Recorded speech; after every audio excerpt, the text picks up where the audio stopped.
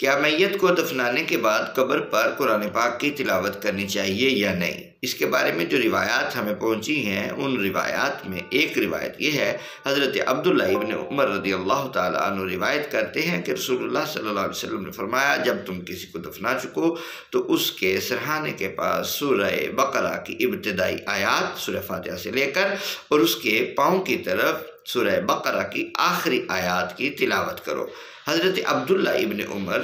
رضی اللہ تعالیٰ عنہ نے اپنے دفن ہونے کے وقت کی جو نصیحت فرمائی وہ یہ تھی کہ جب مجھے دفنا لیا جائے تو میری قبر پر ابتدائی سورہ بقرہ کی آیات فاتحۃ الکتاب اور آخری آیات کی تلاوت کی جائے۔ اس سے پتہ چلتا ہے کہ یہ کام صحابہ کرام کی سنت تھا اور نبی پاک صلی اللہ علیہ وسلم کا حکم تھا۔ اب جس کے جی میں آئے وہ پائے روشنی، ہم نے تو دل جلا کے سر عام رکھ دیا۔